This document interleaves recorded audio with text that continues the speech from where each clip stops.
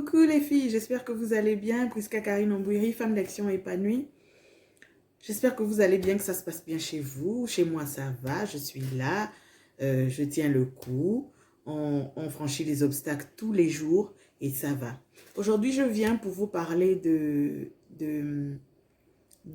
la curiosité. Je viens pour vous parler de la curiosité. Je ne parle pas de curiosité dans le sens de fouiller le téléphone de son partenaire, de son copain, de son mari, de son petit ami, non. Je parle aujourd'hui de la curiosité dans le monde du travail. Est-ce que vous êtes curieuse au travail? Je viens aujourd'hui dire à quelqu'un, il faut faire preuve de curiosité dans le monde professionnel. Il faut vraiment faire preuve de curiosité. Vous savez, ce qui a éveillé ce sujet chez moi, c'est un souvenir. Lorsque j'ai eu mon premier boulot, je n'avais aucune expérience. Donc j'arrive, mais le collègue que j'avais avec moi, parce que l'agence était encore toute petite, elle était naissante déjà dans la ville où j'étais, donc il ne pouvait encore embaucher grand monde. Du coup, la personne, mon collègue que j'avais avec moi, c'est quelqu'un qui avait déjà, non seulement il avait fait des études en la matière, il avait fait des études en assurance, mais en plus, il avait déjà eu de l'expérience parce qu'il avait déjà travaillé pendant 1 an chez un autre courtier d'assurance. Du coup, quand on se retrouve comme ça, lui, il a plus d'expérience que moi en la matière. Mais dans le monde du travail, beaucoup vont se retrouver dans ce que je vais dire. Il y a des gens qui ont le mauvais cœur. Le mauvais cœur dans le monde du travail. Ça, on voit ça tous les jours. Tous les jours. Et j'ai eu affaire à ce genre de personnes 2 fois. Sauf que ce genre de personnes, en retour, ne savaient pas quel genre de personne moi j'étais. Je suis le genre à être curieuse parce que je veux savoir, je veux apprendre et c'est important. Je viens dire à quelqu'un aujourd'hui, il faut toujours faire preuve de curiosité dans le monde professionnel. Là où on part, il faut apprendre comment les choses se passent. Quand tu ne sais pas, il faut être assez humble pour pouvoir demander aux autres. Il faut faire preuve d'humilité. On ne se gêne pas, on n'a pas honte. Même moi aujourd'hui, jusqu'à aujourd'hui, même avec mon mari, lui il est du genre à manier la langue et tout. Quand je ne comprends pas quelque chose, je demande, je pose la question.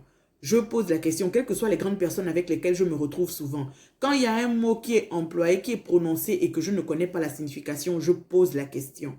Et ça, c'est sans me demander si quelqu'un va trouver que je suis bête, si je suis stupide, si je suis ignorante. Ça, pour moi j'estime que ça, c'est à leur niveau. Parce que je pars du principe qu'on apprend un peu plus chaque jour. Et c'est important. Il ne faut pas se gêner. Mais les personnes qui le font aisément, ce sont des personnes qui sont assez humbles. Pour reconnaître le fait que, en fait, on ne sait pas tout. On ne sait pas tout et on en apprend un peu plus chaque jour. Aujourd'hui, depuis ce matin, je me suis levée, j'ai appris des choses que hier encore j'ignorais. Et même le plus petit enfant, comme on dit, on a toujours besoin d'un plus petit que soi. Même mes enfants m'apprennent des choses chaque jour. Prenez la peine souvent d'écouter des enfants, même dans la façon de manipuler les téléphones. Les enfants savent mieux manipuler les téléphones que nous. Prenez souvent la peine de les écouter et de ça. Et c'est comme ça, il faut faire preuve souvent de curiosité. Donc je disais, quand je suis arrivée dans cette agence-là, le collègue qui était avec moi, il avait déjà de l'expérience en la matière. Il savait déjà comment faire, comment ça se passait, assurance auto, assurance risque d'hiver, assurance tout. Pour ceux qui sont dans le domaine, ils savent de quoi je parle. Mais comme on était tous les deux et que l'agence était encore naissante, donc je ne sais pas s'il avait déjà entendu dans les couloirs que l'agence va devoir se détacher de l'un d'entre nous. Et du coup, comme c'est lui qui avait plus d'expérience, il avait déjà travaillé dans les assurances, il avait, comment on appelle, il était porté favori par rapport à moi, qui sortais à peine de l'école et puis j'arrivais, et non seulement même l'école, c'est pas ce dans quoi j'ai étudié, donc c'était un peu compliqué pour moi. Mais qu'est-ce que je faisais? À chaque fois qu'il y avait un client, à chaque fois qu'on recevait quelqu'un, à chaque fois qu'il avait une tâche à accomplir, parce que bien évidemment, puisqu'il avait plus d'expérience, le chef lui donnait plus de tâches à accomplir. À chaque fois qu'il avait une tâche à accomplir, un boulot à faire, je tirais ma chaise et puis je venais regarder ce qu'il faisait. Je tirais ma chaise et puis je venais regarder ce qu'il faisait. Mais vous savez, il y a un genre de personne à qui on a souvent affaire. Mon collègue tournait son ordinateur, il prenait son ordinateur et il le retournait comme ça pour que je ne regarde pas. Il le retournait comme ça pour que je ne regarde pas parce qu'il avait remarqué que à chaque fois qu'il travaillait, je prenais la peine, quel que soit ce que je faisais, de déposer d'abord. Et puis, je ne voulais pas me contenter uniquement des tâches administratives ou bien de la paperasse arrangée et tout le reste. Je voulais savoir, je voulais connaître exactement quel était le sens même, quel était le fond même des tâches qu'on avait à accomplir. Malgré le fait qu'il retournait son ordinateur, je tirais ma chaise. Je tirais, et je lui disais bien que moi, même si tu tournes ton ordinateur jusqu'au sol, je vais tirer ma chaise. C'est sûr qu'il se disait même quelquefois que mais celle-là, elle a quel problème. Mais je ne me gênais pas. Il ne faut pas se gêner. Il ne faut pas se gêner quand il est question d'apprendre, quand il est question de connaissance. Il faut faire preuve d'humilité. Il faut savoir se ranger. La main de celui qui demande est toujours en bas. La main de celui qui demande est toujours en bas. Et ça, c'est le problème de beaucoup d'entre nous. Beaucoup d'entre nous ne veulent pas l'admettre, ne veulent pas l'accepter. Ça ne sert à rien de faire l'orgueil parce que tu as un tissage qui coûte plus cher que celui de l'autre. Si elle a quelque chose à t'apporter, prends ton tissage, mets dans ton soutien et tu viens te mettre là pour apprendre. Dans la vie, il faut faire preuve d'humilité. C'est comme ça qu'on en apprend un peu plus chaque jour. Et tenez-vous bien, justement, le moment en question où l'agence doit se séparer de l'un d'entre nous parce qu'ils ne sont pas à même de payer, étant donné que les activités, ce n'était pas encore ça dans la ville en question. Un jour, puisque nous étions tous les deux, lui, il avait déjà de l'expérience. Et donc, du coup, dès qu'il était l'heure, dès qu'il était 15h30, il remplissait ses choses et il s'en allait. Dès qu'il était 15h30, il partait, il ne perdait pas de temps. Et moi, quand on me donnait quelque chose à faire, n'étant pas encore aguerrie en la matière, j'étais toujours à la traîne, j'étais toujours la dernière. Quand bien même je pouvais lui dire que reste avec moi encore 5 minutes, s'il te plaît, je veux vite que tu me montres comment on fait. Oh non, non, moi je dois partir, je n'ai pas le temps, je n'ai quoi. Je fais une petite pause pour dire aux personnes qui ont ce genre d'attitude, ça ne sert à rien d'avoir ce genre d'attitude. La connaissance, elle est faite pour être partagée. C'est ce qui fait de nous un leader.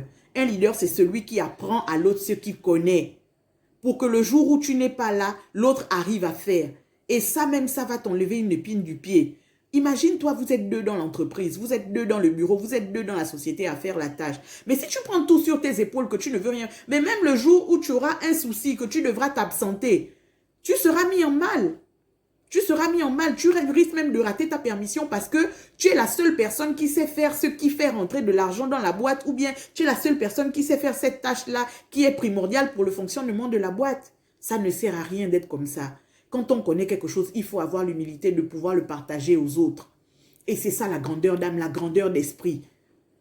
C'est tellement plaisant, je ne sais pas si vous comprenez ce que je dis, mais c'est tellement plaisant pour moi de partager avec les autres ce que je sais. Mon expérience, ma connaissance, quelque chose que j'ai appris même à l'instant. C'est tellement plaisant, ça procure tellement de plaisir de pouvoir le partager à une autre personne. Il ne sert à rien de vouloir garder souvent les choses pour soi. Ça ne sert à rien. Vanité des vanités, tout reste dans ce monde et on s'en va. Il y a des titres fonciers pour rien du tout. Le matériel de ce monde-là, ce n'est pas la peine de se comporter comme si on avait des titres fonciers sur des postes, comme si on avait des titres fonciers sur des sociétés, comme si ça ne sert à rien. Ça procure vraiment du plaisir, ça libère, ça dégage l'esprit, ça ouvre le cœur de partager avec les autres ce qu'on sait. C'est très important. Je reviens à mon histoire. Arrive maintenant le moment où on doit me tester. Mais comme j'avais l'habitude de tirer ma chaise et de venir regarder tout ce que mon collègue faisait, je prenais la peine de tout noter dans le moindre détail. Tout noter dans le moindre détail. Il faut vraiment être curieuse. Il faut vraiment être curieuse. Ça aide. Ça aide beaucoup. Le jour où on vient me tester, je ne sais même pas que je vais être testée aujourd'hui. Le chef arrive, mon collègue est déjà parti et il me tend un tableau de propositions et il me dit, voici toutes les voitures qu'il faut assurer, fais-moi une proposition pour ça. Et je vous assure que moi qui ne suis pas adepte de calcul, il fallait faire tous ces calculs-là, il fallait travailler, il fallait mettre sur un tableau, il fallait enregistrer les formules et tout le reste.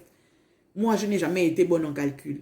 Mais pour le simple fait que j'avais été curieuse, regarder dans le papier de mon collègue comment il fait, tirer ma chaise pour venir regarder, malgré le fait qu'il refusait, ça ne m'a pas freiné. J'ai dit, je veux apprendre à faire ce que tu fais et je vais apprendre à faire ce que tu fais. Ce jour-là, quand je termine de faire mon tableau, je présente à mon chef le résultat. Il me demande tout de suite, qui t'a appris à faire ça? Tu as appris parce qu'il était conscient lui-même qu'il ne m'avait pas appris. Je pense que j'étais même déjà partie pour être éliminée. Je ne sais même pas. En fait, je ne saurais jamais ce qui était déjà, ce qu'il s'était déjà mis à l'esprit. Mais j'avais réglé mon tableau comme il fallait. Et c'était ça, c'est ce tableau-là que j'ai bien réglé ce jour-là qui a fait que je sois retenue par rapport à mon collègue qui, lui, avait déjà de l'expérience. Ça ne m'a pas réjoui parce qu'au moment où il partait, il a eu un petit souci ou quoi. Mais au moment où il partait, il en avait besoin. Il avait besoin de ce travail-là. Ça ne m'a pas réjoui. Mais dans le fond, moi aussi, j'en avais besoin. Dans le fond, j'ai même appris là, parce que cette expérience-là, tenez-vous bien, mon collègue, quand il s'en va, on ne se sépare pas mal pour autant. Bien qu'il n'arrivait pas, mais vous savez comment les hommes sont aussi simples. Je pense que si ça avait été le rapport avec une fille, ça aurait peut-être été compliqué. Mais les hommes sont tellement simples. Malgré le fait qu'on m'ait gardé, mon collègue, quand il est parti, il a gardé à l'esprit le fait que je suis une travailleuse, que je veux apprendre et que je sais ce que je veux. Quand mon collègue s'en va, c'est lui qui me recommande auprès de la nouvelle société dans laquelle je vais aller travailler par la suite. Mon nouvel employeur que j'aurai par la suite après cette première agence-là. C'est mon collègue en question qui me recommande là-bas. Et au moment où il m'envoie, à l'époque c'était Messenger, il m'envoie, voici le nom du monsieur, il va t'appeler parce qu'ils m'ont contacté, mais moi j'ai déjà eu un autre boulot et ils m'ont demandé si j'ai quelqu'un qui répondait au même profil que moi, j'ai donné ton contact. En temps, il était allé à l'école avec plusieurs autres personnes qui avaient appris la même matière que lui, qui étaient en quête d'emploi également. Mais il a donné mon numéro de téléphone. Dieu sait pourquoi. Et franchement, je lui suis reconnaissante jusqu'à aujourd'hui. Parce que toutes les étapes qu'on traverse dans la vie sont des pièces qui sont sur notre chemin pour nous emmener jusque là où Dieu a prévu que l'on arrive. Parce que même ce nouvel emploi-là, là-bas, je vais faire une autre rencontre décisive dans ce que je suis aujourd'hui, qui va me mener jusqu'à ce que je suis aujourd'hui.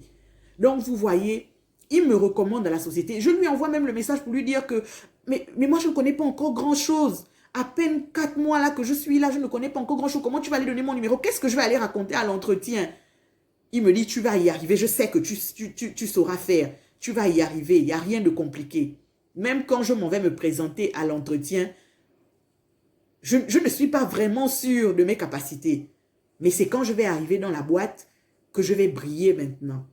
Donc, c'était pour dire, quelles que soient les difficultés, quelles que soient les barrières que les autres veulent te mettre au boulot, quelles que soient les difficultés qu'on te présente, on ne veut pas t'apprendre, on ne veut pas te... Il faut chercher à apprendre toi-même. Documente-toi, lis des livres, participe à des formations, en dehors même de ton boulot. Parce que les gens, on a souvent tendance à se dire que moi, je vais aller payer une formation pour venir faire leur boulot alors que c'est à eux de me former. Ne dis pas ça. La connaissance, elle est à toi. La connaissance, c'est pour toi. Et la connaissance, elle va rester avec toi. Cette culture-là, elle va rester avec toi. Elle fera partie de toi. C'est une des choses que personne d'autre ne pourra t'enlever. Personne ne pourra t'enlever. Oh, peu importe si on te licencie, on t'enlève de ton travail, on te fait quoi. Mais ce que tu auras acquis par curiosité là, personne d'autre ne pourra te l'enlever. C'était pour dire... J'ai envie de te dire aujourd'hui à toi qui me regarde et qui sait que tu vis cette situation. Sois curieuse, peu importe si les autres ne veulent pas te montrer, peu importe si on te cache des choses, peu importe si, sois curieuse. Si tu ne peux pas apprendre avec eux parce qu'ils sont trop fermés, cherche à apprendre dehors. Va te former, apprends. Prends même de ta propre poche et tu payes si tu as les moyens de le faire pour apprendre. Si tu ne peux pas payer pour le faire, essaie de te renseigner. Il y aura forcément quelqu'un que tu vas trouver dans le même domaine et qui sera assez humble pour partager avec toi gratuitement ce qu'il sait. Ne te décourage pas. Le monde du travail, c'est un monde de requins. Ne te décourage pas du tout. Ne te décourage pas du tout. Et ne parle pas trop. Tu pourras t'exprimer le jour où on te donnera la parole. Et ce jour-là, tous ceux qui seront autour de toi et qui vont attendre que tu te gourres, ce jour-là, ils seront surpris. Et ils seront les premiers à t'applaudir.